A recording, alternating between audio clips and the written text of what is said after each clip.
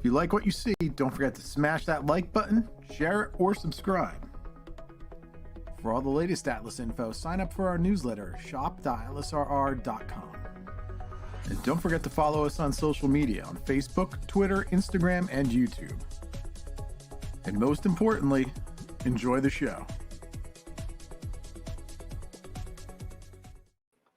Hey, everybody. Welcome to the Atlas catalog debut for July 2024. My name is Andy Edleman, and I'm here with Ross and Matt from Atlas, and we're going to take you through the new catalog, give you some of the skinny on what's in there, what's going on with Atlas and the hobby, and we're super pleased for those of you who are watching us tonight on both YouTube and Facebook.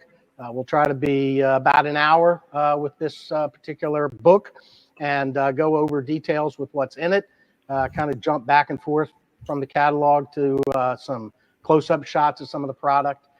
You can follow along, go to the Atlas website and open up the catalog yourself. There's a PDF there and you can open it up. Am I correct on that, Matt?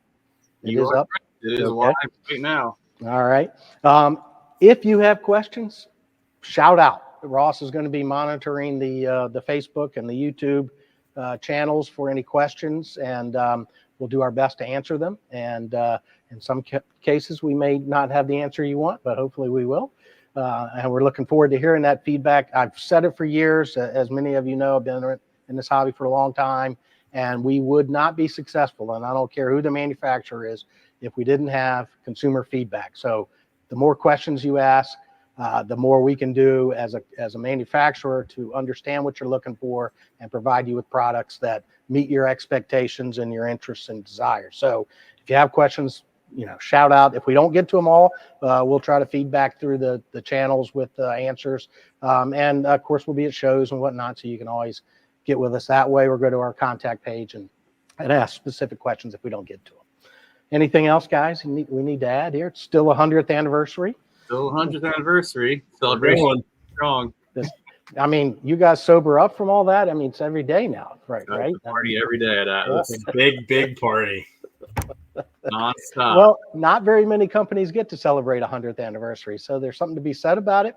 And certainly in the hobby industry, the model railroad category, there's 3 companies that are more than 100 years old, and the rest are children compared to Atlas and the others. So it's something to be proud of. I know everybody at Atlas is, and I know that the fans are, and it's really cool. And frankly, I think one of the coolest things that you guys did was hooking up with the transit company there, New Jersey Transit. Is that who it was? And yeah, to put that customized paint scheme out on 2 trains, I think.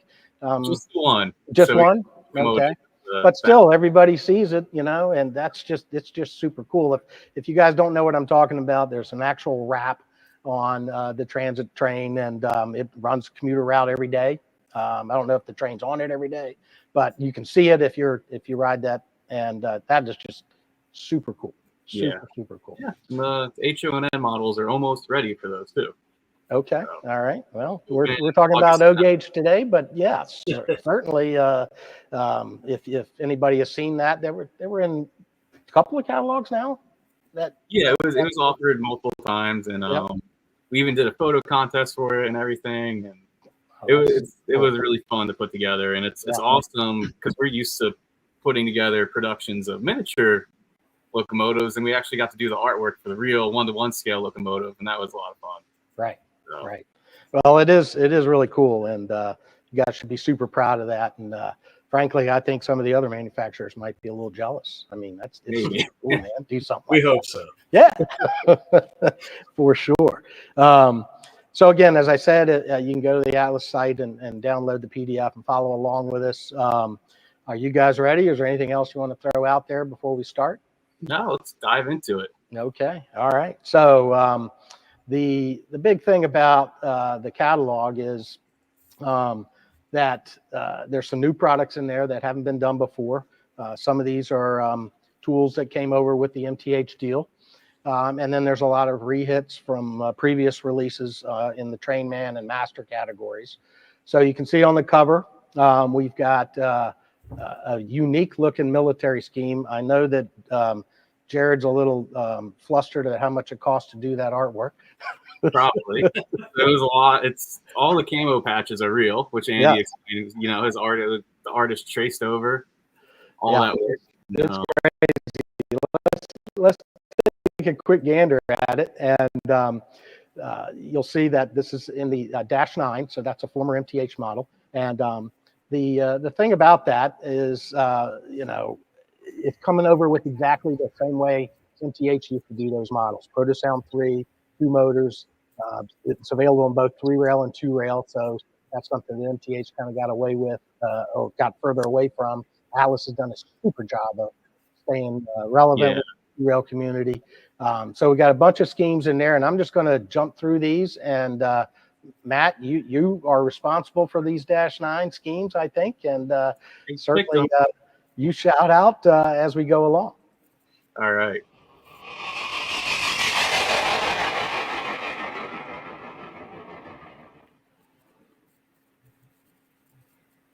C44-9W, Dash 9. That's how it comes about. It was the hottest locomotive in 1996. All right.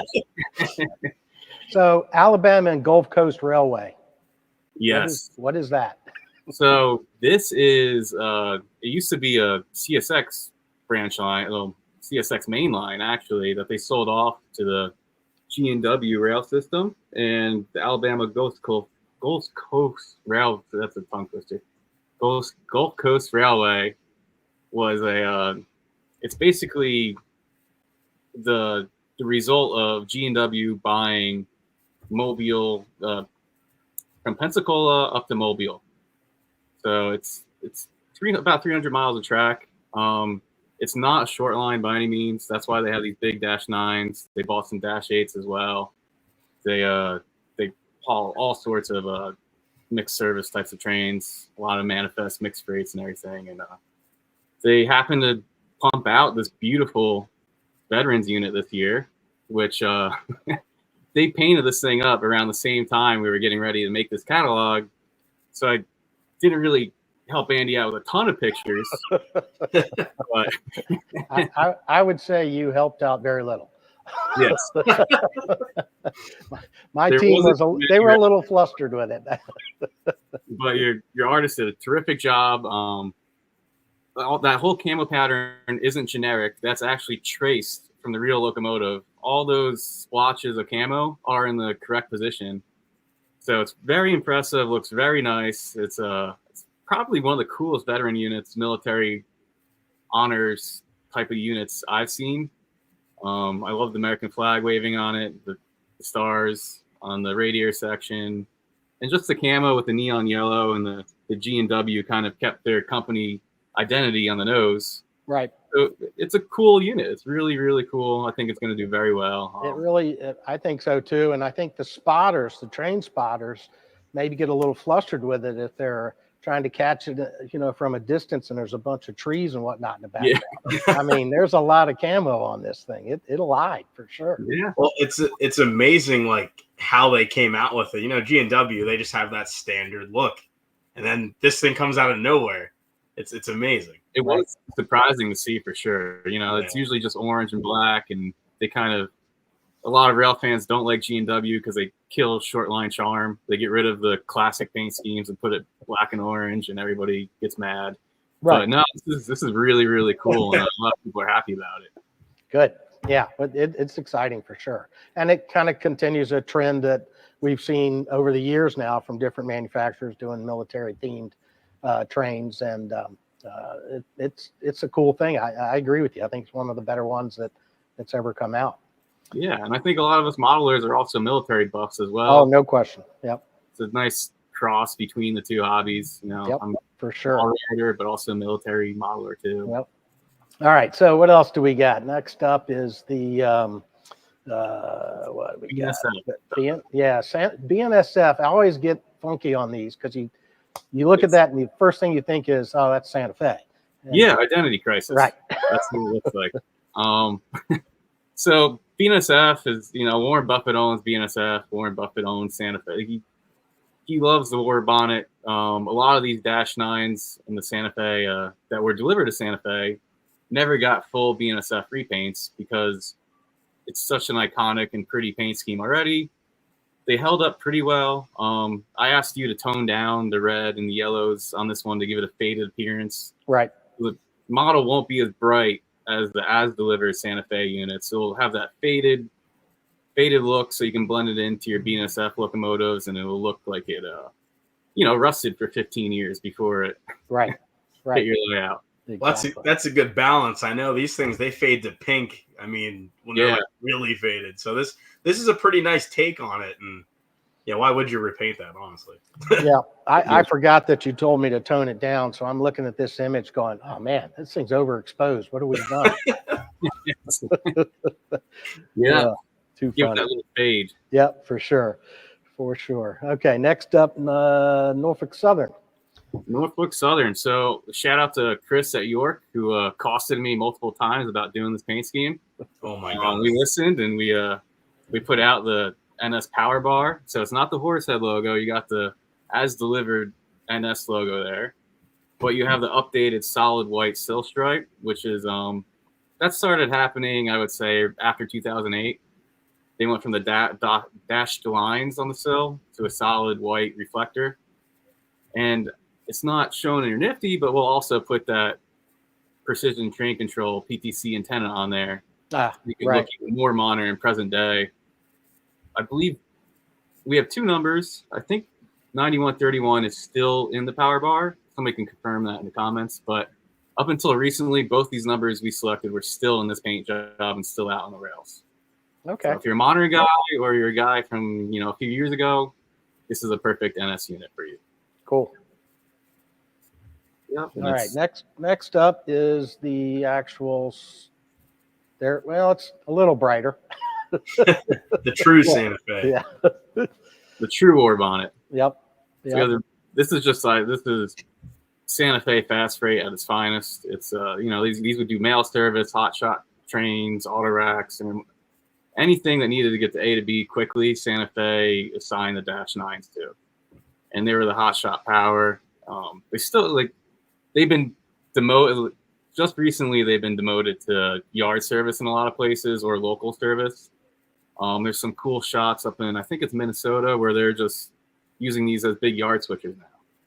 So they came a long way from their pinnacle hotshot title to demoted to local service. But that's what the BNSF paint scheme's for in this run. If you're a modern guy, you want to incorporate a Dash 9 in your layout, you got it. Got to go. Got to go with it. Like many of us are, here's your war bonnet. There you go. Yep, exactly. Can't beat it. Beat it. And I think it's been almost 10 years since MTH did the. Yeah, I was going to look up some of that data and see how long it's been. I vaguely remember from.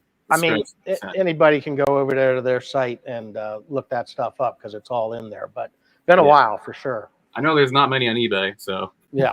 You need one, use your chance. SP. Southern Pacific, another Class 1 classic railroad, iconic to the West Coast. I actually have right behind me, I got a poster from when these were delivered to SP, and SP was all excited because these are 6-axle locomotives. They didn't burn up fuel like the 4 axles. They high adhesion, so they can navigate all the mountainous terrain SP had. So SP made a nice little ad behind me about conserving fuel in the Dash 9s and the 70Ms that they had at the time. Pretty cool. So SP, I think they had the largest order of these off the bat too. I think they had close to 200 as their original order. Okay. That's a good reason to include them. There for sure. All right. And then we've got 2 Union Pacifics. So this is the Future Network logo. Tell us about what that is. So that was a corporate program within Union Pacific to basically grow their employees inside. It was kind of like, they want to keep their employees. They have all these employee clubs within Union Pacific. So if anybody remembers the one locomotive we did, the SC70M with the gray and the one logo in the middle, it's kind of exactly the same as that, except earlier. This one came out, I think, in 2005. and it's not all decked up, but it has a nice, cool logo there for the future, which is basically an employee retention program. They wanted to keep their people. They're proud of their people. They want to educate their people. So that's what the Future Network was about. Okay. All right, good to know. So only one cab number had that particular logo on it. This is a unique locomotive. Okay, all right. And then we've got another UP that's really an XSP. So this is another one of those patch jobs, right? Yep, and this was, again, requested by many at the York Train Show, and many of our people, sending emails and stuff like that, because they want their modern patched out locomotives. It's the latest and greatest craze right now. So yeah, they're still kicking around. I mean, I went on a trip out west like 2 weeks ago, and this thing rips by out of nowhere. You still see SP just rolling along. It's pretty cool. I think this one actually did get repainted a couple of years ago, but it was one of the longest lasting because Dash 9s are also being rebuilt into AC44-6Ms. Which blocks and nobody makes locomotives anymore. Everybody's rebuilt. So a lot of this with the answer. There you go. Yeah. Yeah, I see that. Most of those numbers have been rebuilt, but it's a good illustration of just modern. I have pictures of them actually from like a couple of years ago. No, it's really, really cool to have these patched out units. I know in HO scale, I love them, and O scalers they want to mimic what they see and So we're here to provide that for them. And yeah, it's time they get it. Yeah, exactly. One of the things I want to point out is this is unusual for the shots that we have been using for the catalogs over the last couple of years, in that this is actually one of the 2-rail configurations, the body and the chassis that we're showing here for all of these Dash 9s. And you can tell that by the pilots. They're solid pilot all the way up. There's no gap between the chassis and the pilot for more articulation on 3-rail. Obviously, the 3-rail models will have that, so they're basically missing a step, which is what the gap is between the pilot and the chassis.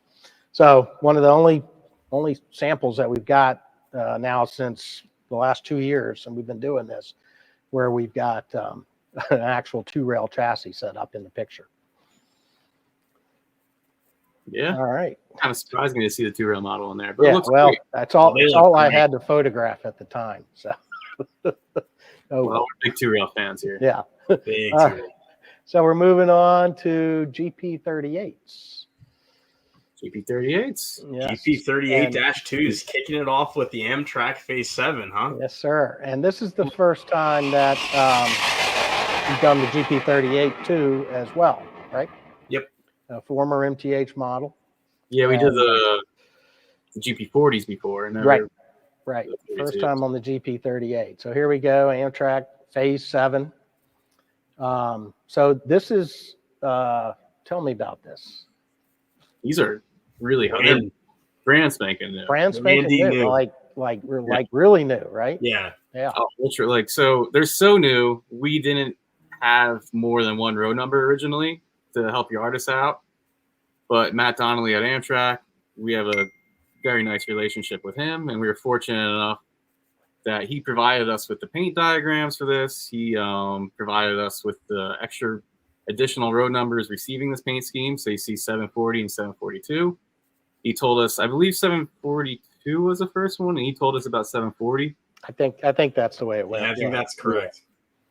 So, I mean, we saw like one blurry photo of this on the internet, and we're like, oh, we got to do the scheme, and then contacted Matt Donnelly, and he helped us out.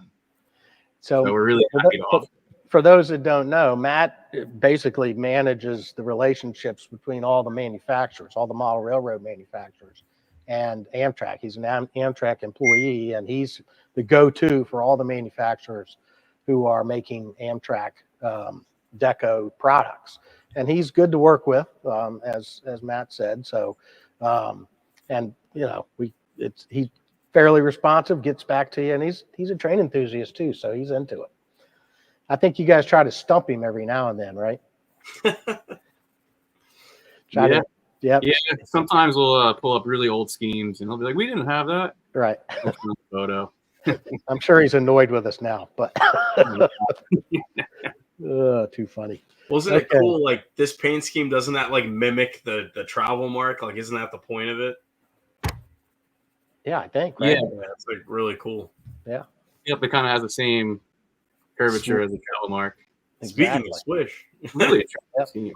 Oh yeah, another swoosh. BNSF swoosh. So this is BNSF's current scheme. This is what you see all across the Midwest and West Coast. If you spot a local job, it's going to be a BNSF 4-axle of some sort, whether it's a GP38 like this one, or they even still retain some GP like 60s and 40 rebuilds. They have a plethora of 4-axle power doing their local and light service. So if you're a BNSF modeler, you really need this piece for your local operations. Yeah, really any railroad. I mean, it's just bread and butter local power. There's a question in the comments that we actually brought up earlier about ditch lights, which I know we got anywhere applicable. There will be ditch lights on. That's correct. Yep. So you would have barely noticed them in these profile photos, but the model that we used didn't have them, and so. That was a question that came up kind of after the fact. So whatever, as Matt or Ross just said, any road name that's supposed to have ditch lights will in fact have ditch lights.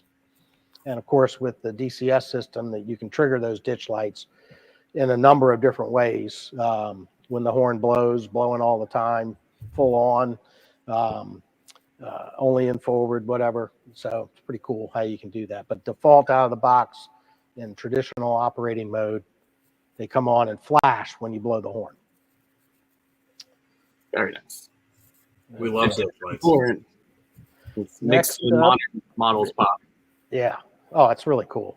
Yeah. Those things are really cool. All right, Canadian Pacific. Canadian Pacific with the formation of Canadian Pacific, Kansas City Southern, the mega railroad that will monopolize everything. Right. It's important to have Canadian Pacific. So Canadian Pacific, when you think GP, a lot of people think of just Canada. Canadian Pacific is very much into the Midwest United States right now, even New York State too, and some northern Pennsylvania. A lot of Illinois has CP operations. And we're just going to see more and more Canadian Pacific locomotives here in the continental United States because of the Canadian Pacific Kansas City Southern merger. Absolutely. These engines will get around. I mean, even the local engines, they run in on like the old Sioux lines and DMIR and all that, but these things will be everywhere. Yeah, with any merger, you're bound to see power being mixed and matched. And even when Canadian Pacific bought the Maine, Montreal, and Quebec, that little short line up there, all of a sudden all these blue and gray little short line engines are appearing on hotshot trains in Chicago. Everywhere. It's kind of funny. So we're definitely going to see a mix of Canadian Pacific power everywhere, from Mexico to the U.S. to Canada, obviously. I wonder if they have more miles in the lower 48 than they do up in Canada. It's got to be close. I'll bet it is. Yeah. Maybe the same or more. Yeah, it's kind of cool. All right, up next, Conrail. No, Chessie. Got Chessie. Yeah. Chessie's another rail fan favorite, just iconic scheme. It never, we put Chessie for out to order on anything. It never does bad. You never have to cancel Chessie system. It's vibrant, colorful. I mean, it's a classic. Like everyone loves Chessie. Yeah, it's an iconic classic. It's one of the first railroads you kind of recognize when you get into model railroading. Or there's so many prototypes available on it. It's really a staple of American railroading, Chessie system. Yeah, and it certainly doesn't lack for opportunity from everybody.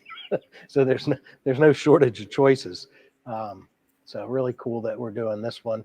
And then another, fairly staple road would be Conrail. You see those a ton. And so we've got 2 cab numbers for that. Nothing super great about this scheme, I think. Standard scheme, right? Whoa. Super great. I mean, that's Big Blue you're talking about. That runs outside our office every day. We love it. So the Atlas guys go out, take a break.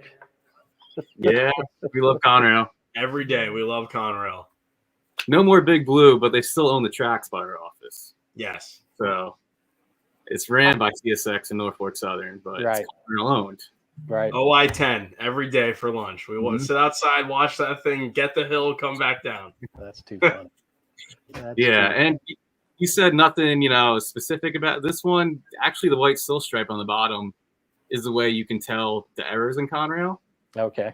So if it didn't have this white sill, it would be from the late 80s downward, like to the formation of Conrail. Mm-hmm. But all these with the white stripe on them are 1990s plus till the demise of Conrail. So this is Conrail kind of getting more modern. So this locomotive here, this would be accurate from anywhere from 1990 to 98. Even after that, NS and CSX didn't rush to patch these up. Right. So especially in our area, you'd still see that kicking around just like that, just rusty and crustier, pretty much. Yep, pretty much. Yeah, I remember growing up. That's all I would see. That's all it was. See. There you go. Blue. All right, next contrast. up. There we go. G&W. Yeah. This is like the latest anniversary scheme. Kind of in our neck of the woods, right? Like New York area. They kind of, or was it Buffalo and Pittsburgh? Is that kind of right? I believe this one's assigned to the Buffalo and Pittsburgh. Yeah. I know it's in that area. I know it's PA, upstate New York-ish ballpark. We love it. G&W has multiple railroads in that area, so I can't confirm if it's Buffalo and Pittsburgh, but I think it is. Yeah, but they did this scheme based off of their older original G&W scheme, and I mean, it turned out awesome. It's just cool. It's different. This is how their original RS1s were painted. Yeah. And it's just Genesee and Wyoming. They're trying to make me like them, and it's working. They're doing all these railfan positive things, and it is working. It's very cool. They did a train. They had a special excursion, and white extra flags, and I mean they're going the whole nine. All right. So if they get you on, then they're going to get everybody on. I guess so. I think so. All right, Reading and Northern, 40th anniversary. Near and dear to the hearts. This is another scheme that's celebrating the railroad, which is pretty cool. This came out last year, 2023, and they painted it up like that. You can see it running on the Lehigh Gorge trains, which is their excursion outfit through the scenic Lehigh Gorge, and it's been a rail fan favorite pretty much since the paint roller stopped on it, right? Oh yeah. This is Reading Northern's another Atlas favorite in the office. We're about an hour ride from there, and we just love the power that they get, and it's really well run railroad. It's good operation out there. Nothing not to like, and they honor their past. These are all kind of all their units are always in the Reading company colors, except for the fast freight SD50s. But that's cool in its own right. That's for another cool And Reading Northern. It's spelled correctly. That's something that some other companies have messed up on that I may have been involved with. Oh boy. I mean, if you find a Reading and Norton car, it's a rare bird right there. An Andy Edleman collectible. Yeah. Can't get away with everything. Yeah. Reading and Southern. All right. So we got the rocks. Rock Islands, right? 2 rocks. Rock Island Rail, which is Rock Island Rail. Right. And they're very subtle, the differences, right? Yes. Yeah, so it's Ross, you want to tell them the differences? So these 2 engines here, they're painted. They're owned by Rock Island Rail. One's the George Lamore, and the other one's the American Railfan, which they actually have in the subtext there, which we'll include. Yeah, right on the battery box. American Railfan one, right? And they're really striking. It was a bankruptcy blue. These things were the top dog when they came out. I guess from a couple of years back now. And, they still run like this today. It's awesome. Yep. It's a little. It's a I guess not a little short line. It's a pretty big short line out in Mississippi, and I want to say it connects in another state too. Yeah, it's like out there. Yeah, south, mid south territory, and it's the owner of the railroad loves the Rock Island. All their locomotives are all on Rock Island heritage style schemes. It's a really unique operation. It's cool to replicate it in O scale for you guys. Well, and the tricky part is like this is the Rock Island. Like they bought the rights to the name. Like this is real. So like it's a really unique story, and it makes for unique models, and we had to take advantage of it, especially in the Jeep 38. Yeah, it's cool. It's not and, a heritage unit. It is a heritage unit. Exactly. Yeah, it's one of the things where, you know, the manufacturers get to tell stories with some of these paint schemes, and this is a good example of that. And the fact that the railroad itself is in trying to engage rail fans is even more cool. Sometimes they historically have been a bit standoffish, and it's neat that they're embracing the hobby and folks that like railroads. Yeah. Yeah. Atlas has always done a good job of including short lines and regional railroads, and not just doing the big guys. We also pay attention to like all the little guys too. Yeah. Let's see. Then last up, I believe, is Vermont Rail baby. System. Yeah. Yes, near and dear to my heart. The VTR Red. It's just a classy scheme. It's great. What's there not to like about that? Exactly. It's amazing. And Vermont Rail is always classy. You gotta love it. Yep, and we have a huge following, huge rail fan following, huge model railroad following. It's just a nice system. Even if you're not even like a trained person and you go up to Vermont, these bright red locomotives instantly catch your attention. Oh, no doubt. And as I said at the outset, it's all the standard features you come to expect with Protosound 3 equipped engines, diesel exhaust smoke, the multi-chime horns. You can play those horns with the DCS system. Not particularly realistic, but people like it. They can do that in a steam engine, and you can do it in these diesels if it's a multi-chime horn. Of course, 2 motors and die-cast chassis and speed control. It's a fantastic locomotive. All of these locomotives are. So, yeah, for somebody looking for a 4-wheel truck engine, you can't go wrong with this. Absolutely. Now, I'm seeing, as a brief pause in the comments, we're getting some love, based on the little railroads and whatnot. And LIRR came up a couple times.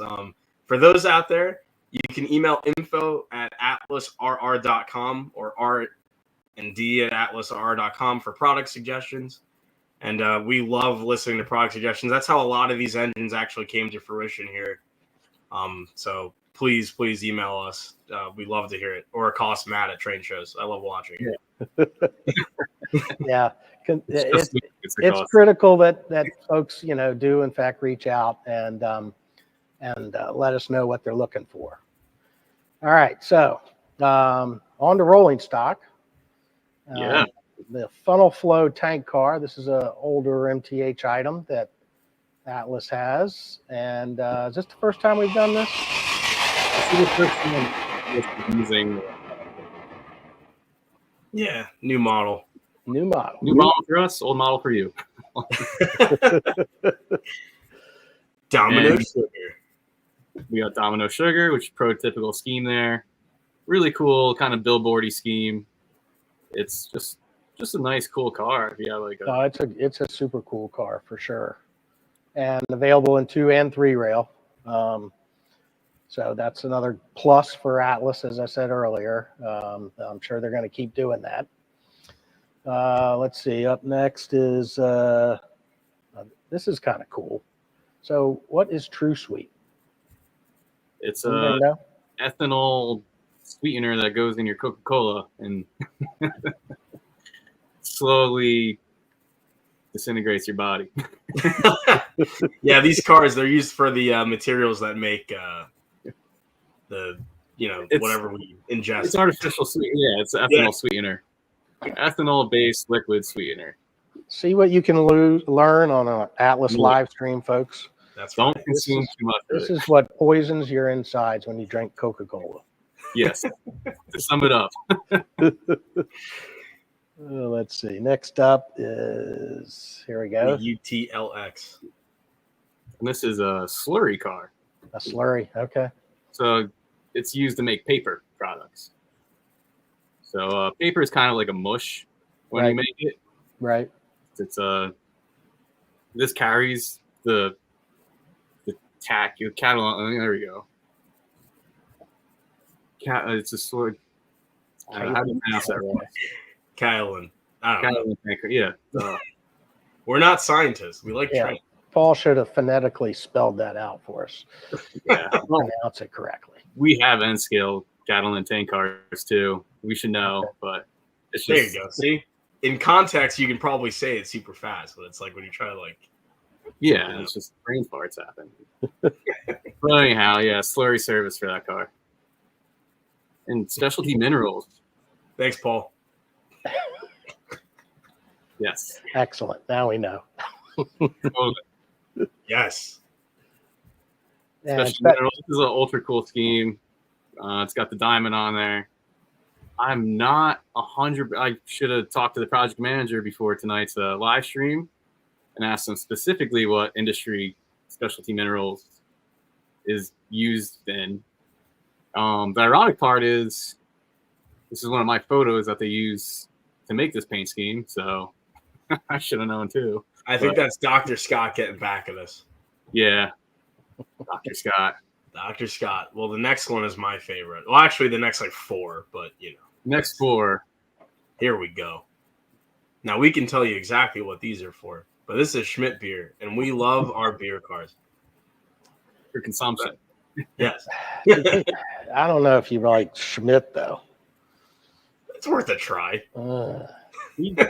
Okay. No, I grew up in natural ice and all those terrible beers. So Right. The stag beer's getting there. See, you're getting pretty good. As it goes on, it's good beer. You know, it's all good beer. I don't. Come on. I don't know about the stag beer. I don't know. Oh my goodness. it's nostalgic for sure. So you should buy it. No doubt. PBR. No doubt. Now PBR really cold. Okay. PBR very cold is serviceable. Right. Not just as like a young person. Also, getting in my 30s, I can still drink a PBR and Right. handle it. Now, National Bohemian, I, of course, had to put the correct name on the screen here. It's Natty Bo. Natty As Bo. anybody from Baltimore knows. In fact, do you know what a Baltimore martini is? Does it involve Natty Bo? Yes, with All right. Old Bay What? around the rim of the glass. Old Bay Sounds seasoning around the rim of the glass. Ice cold Natty Bo, Old Bay. It's a Baltimore martini. You Maryland guys are interesting. Interesting. So now everybody's learned something else. Yeah. There you go. That's the next one. Hams is a delicacy. Somebody's taking a shot at you, Andy. This is fighting words. Somebody Here. took a shot at me. Yeah. I don't know about that. We like hams. Okay. Hands. All right, here we go. Cranes. Crane cars. Yeah. Everyone needs a crane car because you're inevitably gonna wreck on the way out, right? I'm using Atlas trap. It's good to have a crane car just in case. Yeah. Well, you Good can to still have work without trapping involved. it. We're starting with BN, Burlington Northern. And it has an accompanying crane tender, but the crane cars are pretty cool. Yeah, we'll see the crane tenders in a moment. Yeah. I like the cranes more than Everyone loves cranes. Who So doesn't? these cranes, you can control the movement manually. These are not motorized. So you can raise the boom, you can turn the whole cab, and you can raise and lower the hooks, or at least one of the hooks. Yeah, and it's nice because it has a little. It's not a permanent piece either. That does Removable like Right. tongue or something. It's really cool. affect the appearance of the model. Right. And the chassis is die cast, if I recall. So Yes. when you spin that thing sideways, it won't tip over. Now, if you tried to hoist something up, maybe, but Did stage some photos and hoisted things up, and it was pretty robust. Oh yeah. there you go. There you go. Another office favorite, the Guilford. We have a mild obsession with Guilford, I'd say, in the office. Well, Yeah. I like their schemes. I do It's like cool. their schemes. Yeah. It's very cool. Something about the G and the orange paint and the gray. It's just cool. Illinois Central. Now, Very Illinois Central, did we put a different color roof on that, or is that just the way it's reflecting? Do you remember? This was Scott, wasn't it? He'd have to weigh Yeah. in. Dr. Scott and Paul helped out too. So Okay. maybe they can chime in. But we can say in the comments, I want to say it's white, but I don't know. I wanted to say it's gray. gray. Yeah, I think it's the same color as the body, and it's just the reflection, the Take way a the look light at in it. Maybe they'll weigh in. So, And then Santa Fe. and this is a prototypical scheme too. It really was yellow and gold, which is pretty cool. Well, as there should be, right? I mean, Yeah, but a lot of railroads go cheap on their maintenance away equipment. They either Right. just paint it black or paint it orange. Santa, it's kind of odd to see railroad colors on maintenance away gear. So why do you think they have Kansas City Derrick on the boom? Because it was specifically shopped and located at Kansas City. Yep, So if it's home base. It's at its home base. If it was somewhere else, it would say something different. No? It would or wouldn't. Some shops have more pride in their equipment than others. I doubt that was railroad ordered. Yeah, Probably put that up there themselves. gotcha. And then the last of the cranes here, see, Rocky Mount, North Carolina, Seaboard Coastline. Same deal? Probably. Yep, same deal. That's where they were stationed at. So that maintenance away crew that operated this crane, they were out of Rocky Mount, North Carolina, and Paul's confirming all gray on that. All gray. All gray. And then we've got the crane tenders next. And of course, we're doing the road names to match the cranes themselves, right? So, Yep. But the schemes are a little different on some of these, I think. Yes, a little different. Crane tenders, they could have been gondolas, they could have been flat cars. So we tried to make something plausible that would work in our scheme here, and they turned out pretty good. Yeah. I like the flag on the BN. Erie Lackawanna. Everyone loves the diamond. Now the lights light up inside the car, and I can't remember. There may be a light on the cupola, like a headlight. I can't remember on this car. On the backside. Yeah, there may be. I'm probably speaking out of turn. A good marketing person would never open their mouth if they knew what they were talking. If they didn't know what they were talking about. Santa Fe. And then Seaboard. Seaboard's cool. Yep, it's definitely cool. All right, now we get into some. That's a good shot of the crane and the tender together. Give you an idea what you can do with these. So then next up, we're going to get into some of the master stuff. And how can you go wrong with these, right? Rebuilt well cars. Rebuilt well cars. Rebuilt well car, yep. So these were ultra hot in the first run. They came and went in 2 seconds. We're preaching to the choir here to those scale guys that wanted them. They, as soon as they came in, they were instantly sold out. So we're going to pump out another run. We did have little technicalities with the first run with the etched metal running boards on top there popping off. We talked to our supplier. We were reassured this run, those running boards, the fine details, they're not going anywhere. Packaging, it's going to be improved assembly, improved packaging. So order these with no fear of any.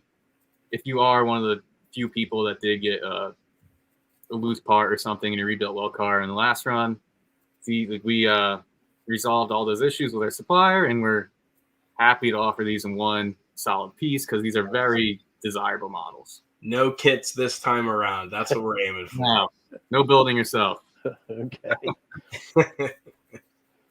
And then TTX, ultra popular, the big TTX Pennsy Heritage scheme there.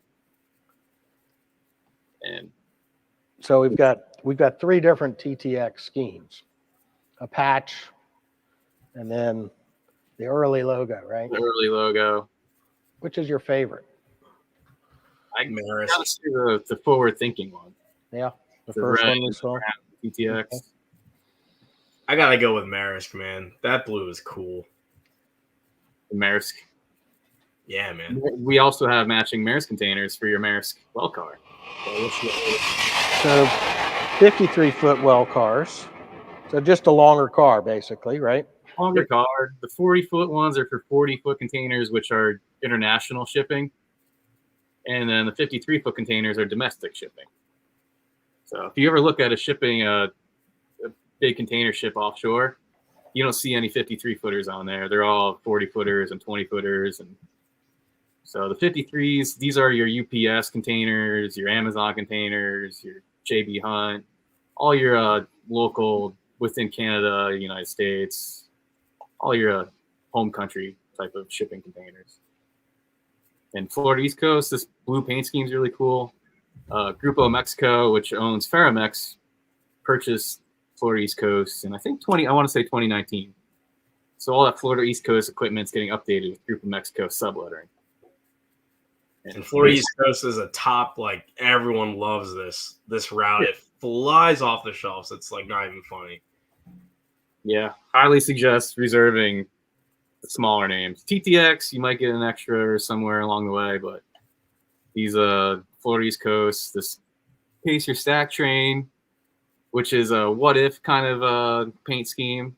They didn't have singles, but they were very close to ordering singles. So this is a representation of that. That's cool looking. Yeah. Yeah. And then off to some couple of TTXs.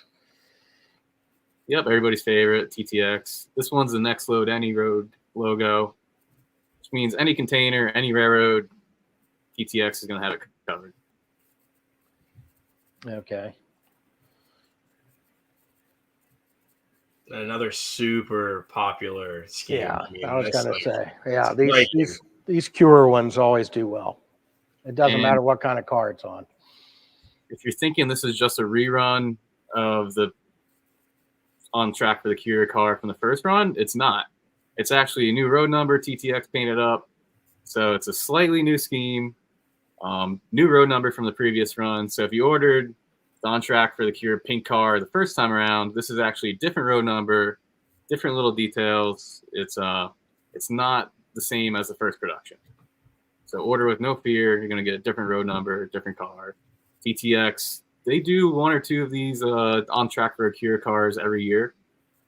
So there's more and more out there. It's a really nice program they have. They invite breast cancer survivors to come out and do handprints on the cars. And it's really cool. It's like covered in him. It's amazing. Yeah, that's awesome that they're doing that. Now we said a FEC getting some love in the comments here. Everybody loves the Florida East Coast. Oh yeah, that's the new scheme. We've been eyeing it up. Eyeing it up. All right, 55-ton coal hoppers. I think these haven't been released in a long, long time. Long time. It's a pretty common prototype. We actually went back and talked to our supplier and upgraded the brake wheel on this to give it a more modern transition era appearance. Our model originally was more for the steam era. It had a vertical brake wheel. Now it has a horizontal brake wheel, more for the transition era, diesel era. The Burlington scheme, that's the transition era, 59. So. And that brake wheel would be visible on the back side of this car. So really, if I should have photographed it the other way. Well, we didn't have. You didn't really have it, so. So we couldn't show nice, nice surprise when it comes in. Exactly. Well, it's talked about in the catalog, so True. so they'll see as we go. But let's see, Detroit and Mackinac. Mackinac. I know. Mackinac. we get a lot of requests for the Mackinac. Yeah. Now this is Lackawanna. The cool part about this car, or one of the road numbers in this car, is this is the one that you walk by at the Steamtown Mall. Yeah, in Scranton, Pennsylvania. This is in between the mall and the museum. So yeah, I think you like modeling what we see, and Yeah, why not? cool. Yeah. So if it looks familiar to you, you probably saw the Steamtown. Bankruptcy Blue, The Rock. iconic scheme, and these 55-ton coal hoppers, even though they were built in I think the late 30s, they lasted all the way up until the Rock Island Bankruptcy Blue era, which is very cool. Yeah. So it's an old car with a modernish scheme. Here we go. TP&W is back. Just for Drew. This is what we're doing. We want more TP&W every catalog. Too much. You guys are funny. We love it. Oh, I missed it. All right, and containers for your well cars. You gotta have containers. You got to have that. And these are Thanks, high cube containers.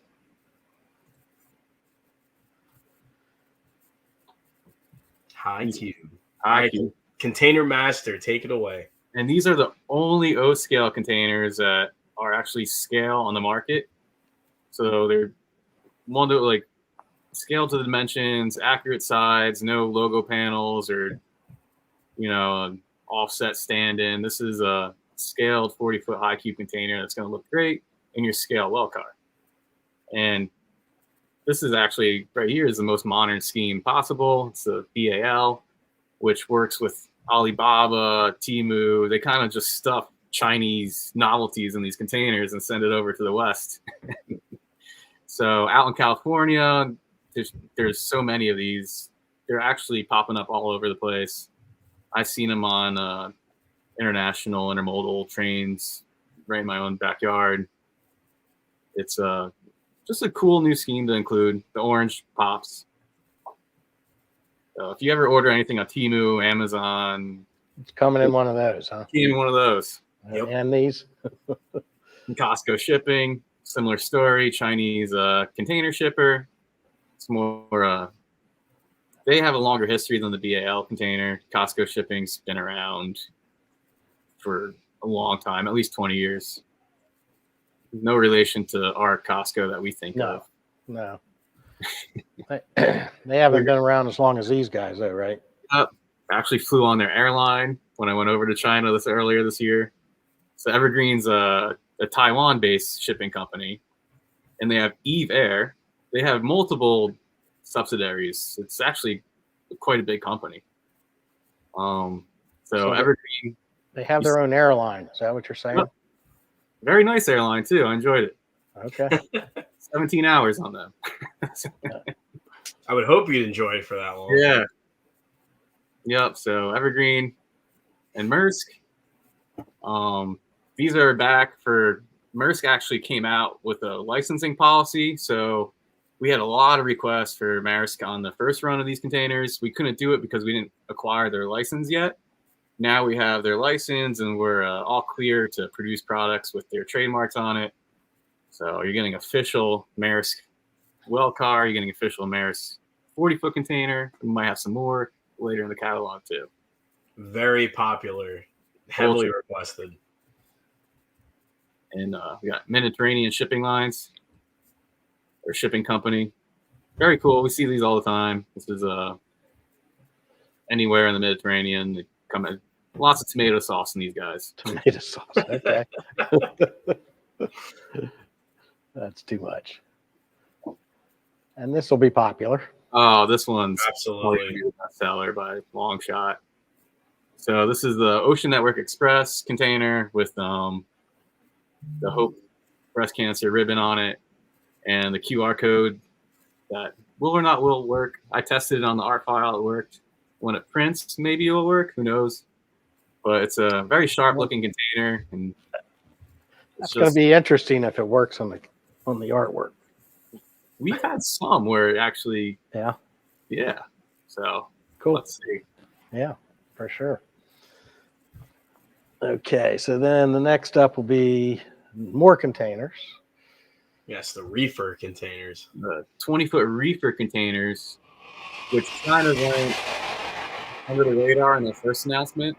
They came in and everybody was like, these are really nice. When do you guys come out with these? And I didn't pre-order any. So this is the second production. This is your chance to get your pre-order in, secure a couple of these.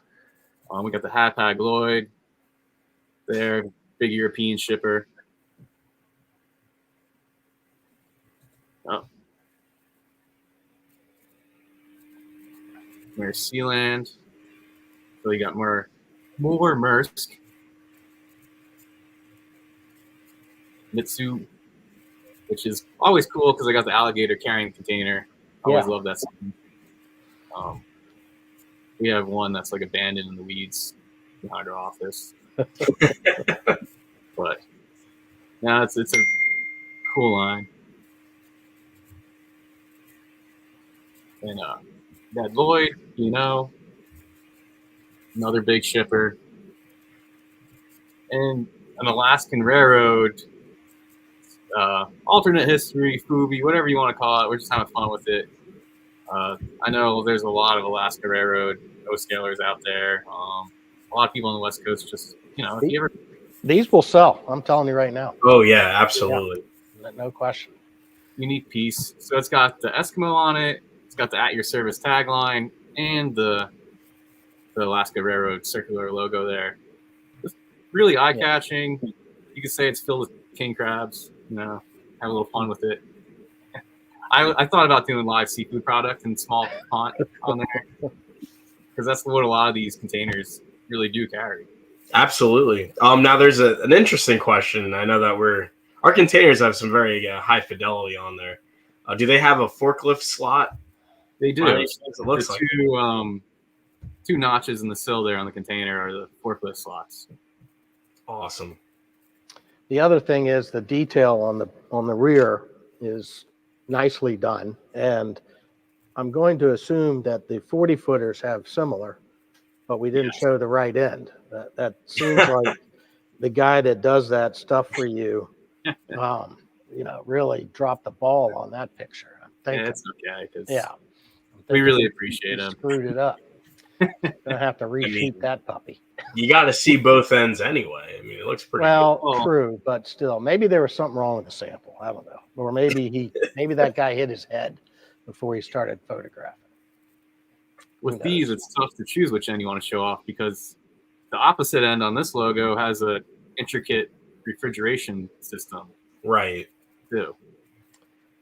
Well, maybe we should shoot both ends for all of them, and I think I need to send at least have one shot. I guess so. Yeah. Yeah. Oh, I think I still have them. All right. I think we got updated versions of them. I don't think I have etched metal and stuff. Then send me new ones. I'll send you new ones. Okay. I like this PBR theme we got going on here. Yeah, this is my little personal one that I did. I like it. I mean, Natty Bow would be better. We all love PBR. We'll do Natty Boa next time for you. But yeah, you get your ice cold PBR here in your 20-foot container. Exactly. It's cool. It just looks cool. Yeah. We kind of make the advertising on it look believable. The reporting marks are all in believable spots. Yeah. So we can buy typical with fantasy. Oh yeah. All right. So now we're to something new as well, right? Well, actually, you've done these before, right? These are new schemes. So this is another one of Dr. Scott's projects. But since he's not here, I am the resident passenger car expert. And I'll tell you about the 4-car packs that we have here. The CNJ, greatest little railroad you've ever heard of, right? I mean, it's amazing. Best railroad in the world. Greatest. It's the best. Well, I guess, you like the CNJ too, but I like it more than you, so it's fine. So we have a baggage car coach. We have 2 coaches. And the observation with the 4 cars sets, and they are this is like an iconic CNJ scheme, and it looks awesome. So they have LED lighting. They have a lighted drum head, right? And I believe those doors open on the baggage. Probably the RPO and the combine. The baggage, the RPO and the combine, as well as the operating marker lights on the back of the observation. Yep. Yeah, which look awesome. But for a separate sale there, you have the RPO, you have a combine, a dining car set, and this will look really good behind a certain Pacific there from another manufacturer, Well, I think some of these schemes are good complementing pieces for some other Protosound 3 equipped locomotives that you could find in the market or will be coming out. I think so. Yeah. Now, another question. We get these all the time, but yes, they do have passengers inside of them. And I think we put that in the feature list. Actually, I don't see it in her feature list, so maybe she did. Will for next time, but they do include the passengers. It looks really cool, and we do have passengers for separate sale as well. Yeah, we'll see. If you want a really full train, Yeah, typical. Yeah, so coming up, yeah, really. Coming up next, we have the typewriter font for New Haven, which is this scheme I don't think's ever been done before, right, Matt? I think that was the. No, it has not. At least MTH never did it. And it looks really cool. Yeah. It'll look good behind another kind of locomotive there. Yes, it would. It would. We'll see that one more time. Yeah. No, MTH never did that one. And they didn't do this next one coming up either. Which is popular. Well, we love Santa Fe here, but this is the Santa Fe Scout. Funny with Santa Fe is that the baggage and the RPOs, like they were on many different trains. So like they didn't really match, except if you had a Pullman green consist. So we like to reflect that. Scott loves his super weird mismatchy passenger car sets, and we do too. So well, yeah, we've done that with the Streamline cars, and I hopefully they did well. They're very cool, and it's something that I know MTH wasn't doing when they were doing passenger cars before they sold you the tools. So kind of cool. It is cool. Then you got UP here. The weird part, like UP, the passenger cars, like the heavyweights are never really represented in the Armor Yellow as much. Right. Because when you think of the Armor Yellow, you kind of automatically think of like the Streamliners. Yep. So we thought this was a really good way to incorporate a scheme on passenger cars that could go behind a certain steam engine that we could release, yep. At like last catalog. Pretty cool. Yep. It was brilliant. And then Western Maryland, which is iconic, which a little closer to your heart there, right, Andy? Yeah, Western Maryland. For the C&J. Come on, yeah. The C&J was like, boom, here it is, and then everything else. Right. Yeah, we'll fight people for the C&J. That's right, in New Jersey fashion. All right, there's your passenger figures.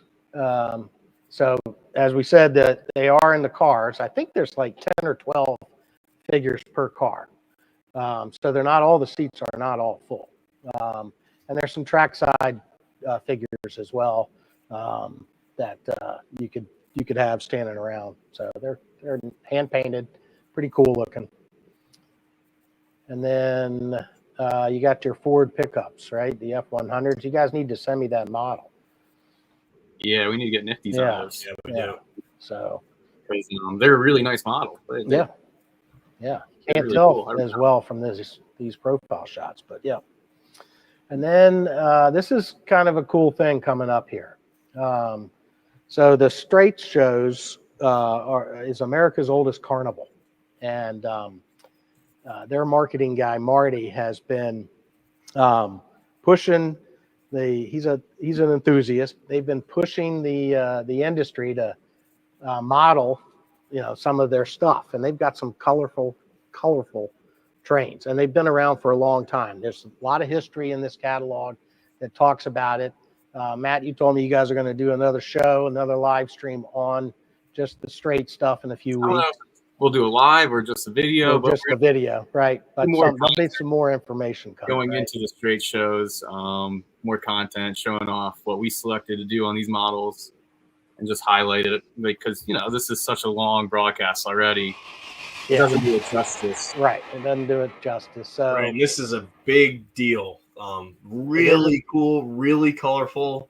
I'm pretty sure Marty was on here at some point. They were commenting before, but we're very excited about the partnership with the Straight shows. So we got two passenger schemes, a red scheme and a blue scheme.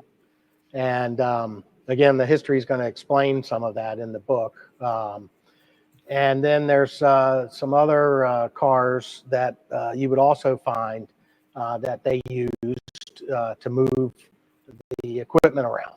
And I believe Marty sent me a press release today about I think August 1st, the next train movement happens. I think it's one of the first ones this year, or been a while, 4 years maybe. Yes. Since they did one. Probably some of that might have been COVID related.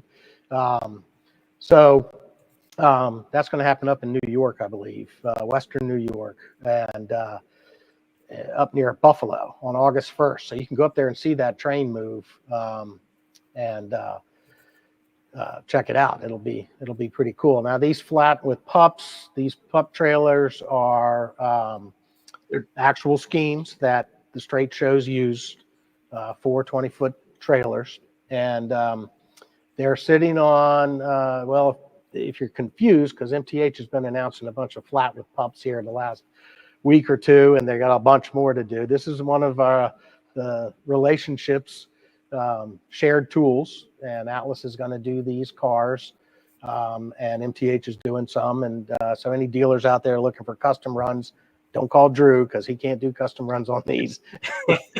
but they're in the catalog, and I think this will be the beginning of who knows what with Strates.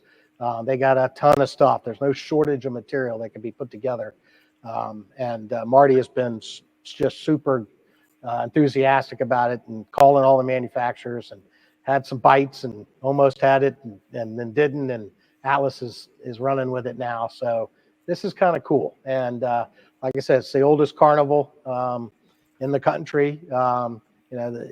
I think when you think about carnivals and circuses and whatnot, the railroad played a big part in it. So read through that history. I think you'll find it interesting.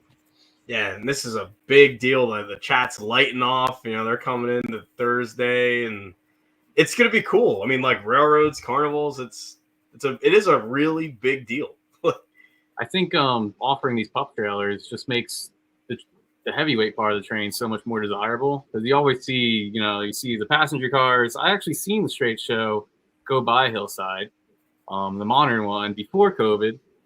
We were out there shooting it in our parking lot alongside the Lehigh line, and it was just, I think there's cell phone shots. I wasn't ready that day, but it's ultra cool to see, and we're looking forward to seeing the Straits train back on the rails. I know I love rail fanning it. It's cool seeing passenger equipment mixed with freight car equipment. Like, you get the flats and the colors. I mean, it's an exciting time when a circus train rolls through. It's cool, and you can tell, like, just JR Junction saying they're getting pre-orders. I was already getting phone calls about the Straits train this afternoon or this morning before the catalog even dropped on the website. So it's a big deal. Yeah, super cool. All right. So again, read through that history, and stay tuned. There'll be more information coming on the Straits history. I think I zoom in here and I'm not going to read through that, but there's a lot of stuff. I misspoke. I said 100. It's 101. When I first started talking to Marty, it was last year. It was 100.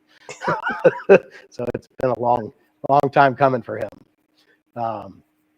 So anyway, that's where we're at. And then the rest of the book, we have track signals and structures and whatnot in there. Wheel sets for your Protosound 3-rail, 2-rail conversions. Now that's exciting for us, because this is the first time we've offered the wheel sets. Yeah. So what that means is, if you bought a 3-rail engine or a 2-rail engine, because of the fixed pilot, usually that's the way that it goes, and you want to run it on 3-rail track, you would buy these wheel sets. They bottom load from the trucks on any of the premier engines that Atlas has been doing that have that Protoscale 3.2 feature listed in the feature list. If it doesn't have that feature, then you're out of luck. Can't do it. But most of the engines do have that. And it's very simple to do. You remove a bottom plate, and it will allow you to pull the wheel sets out, and then you just drop them back in. Just make sure you put them in the right way. You want to look at how the 3-rail one is in there, and make sure you put the 2-rail or vice versa in the same orientation, or you'll jack it up a little bit. Let's bump back to the page before this because we want to make a little bit bigger deal of these Weaver There telephone. we go. Yeah, I couldn't Return find it. it. I know they look like just that page right there. I know they look Okay. like just ordinary telephone poles, but these are the O-scale telephone pole. The amount of accosting that we get over these telephone poles. We are so happy to put these on the page of a catalog so that Yes. I can point at Matt whenever someone comes up and says, you need to accost them more. Yeah, you can say we have these now available. You can order them. There's Now available. Now there's probably you can buy all you want. And big shout out to Dr. Neil Shore. Dr. Neil Shore, Steve for helping out with that as well. Yeah, you guys, this thing, it's awesome. These are like the poles for bringing these telephone poles back to the market. So I just wanted to make a quick, bigger deal of the telephone poles. It's a big deal, people. It's a huge deal. All right, cool. We didn't have that in our pre-stream meeting. No, there's 52 pages in here. I couldn't even find it on my thing, but I was like, I thought it was in there. I couldn't see it. Too funny. Too funny. All right. So then what do we got next? Track, I think, or something. Yeah, I track. think it wraps up there. We got our track planning software. We got our O-scale line of track. Fully, what would we say, Ross? 99% available? 99%. There was a container coming with more track. If you need track, folks, this is the time. Build the layout of your dreams with our 21st century track. Thank you. Yes. That was a perfect pitch. Yeah, you're welcome. Excellent pitch.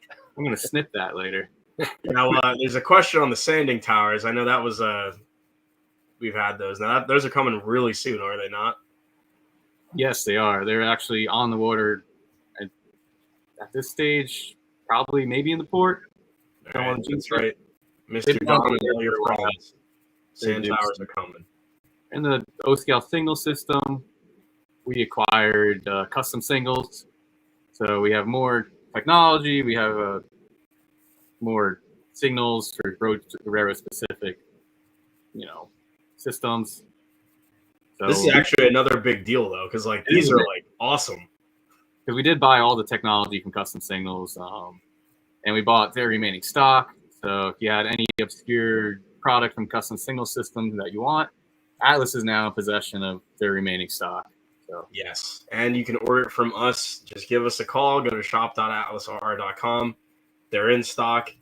People are buying them. They love it, and hopefully you can get some cool Pensy position lights on your layout too. We need a bigger ad for our water tower kit. We'll put Drew's face right next to it. Yeah, Drew with thumbs up in the water tower. Yeah.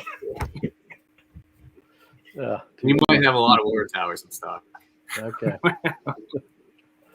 All right. So then I think that's about it. We got the golden spike on the back page, so don't forget about that. Yep, the golden spike car, the Van Camp Milk. If you want this car, your opportunities to order it are dwindling. I wouldn't be surprised if it gets pulled from the next, announcement. We got to submit these purchase orders eventually. So I think we're going to wrap up the orders on this one. Maybe on this cab, maybe one more showing, but I think it's nearly complete. So please sign up for the Golden Spike Club before the 2025 offering comes out. Yeah, sign up for Golden Spike. These cars are awesome. And I'm sure there'll be another cool one next year, but this Van Camp's Mill car is awesome. So if you want that, take advantage of it. Sign up while you can, and we'll see how it goes. For sure. I mean, the manufacturers today, you got to be fairly aggressive when catalogs come out. Don't wait too long. You'll get disappointed. You want to put an order in either direct or with any of the Atlas dealers. If anything in there strikes your fancy, because the cycle will close and nobody's carrying big inventory numbers anymore. So you don't miss out. And with Atlas, it's even more so the case. So I'm glad you said that. Yeah, September 4th is the deadline for this catalog. So please, please, please get your pre-orders in before September 4th through the dealer or a distributor of your choice to make sure that you can get the model that you're looking for. Because the worst thing that we hear is, oh, do you have this? And it's 4 months later and we have to say no. And it feels like you're anti-Santa Claus right now because you're just making people sad. That's not the point of this. Yeah, please pre-order. We don't want to make you sad. No sadness. No sadness. Now, what is the email again for product suggestions? Bridge Hobbies, thank you for the layout. The layout, info@atlasrr.com. We monitor those every single day, and it helps me help you so I can accost Matt on your terms. Because I love accosting Matt every day, really. It's like a favorite. I love doing it. It's like my job function. It is. He relays what you guys relay to me, and then I have to make it for you. And then we make it. There you go. All right, guys. Well, thanks everybody for tuning in. We certainly enjoyed it. Spent a little bit more than an hour, but hopefully you found it worthwhile. Again, get your orders in. Again, if you have questions, don't hesitate to ask. We'll be back, with more stuff on that Strates down the road and more catalogs down the road, and we'll be at some shows as well. So keep it going. Keep the suggestions coming. Appreciate all the support. Go out and see your dealers, support them, and we'll see you next time. All right, great. Thank you, guys. All right, thank you. Tune in out now.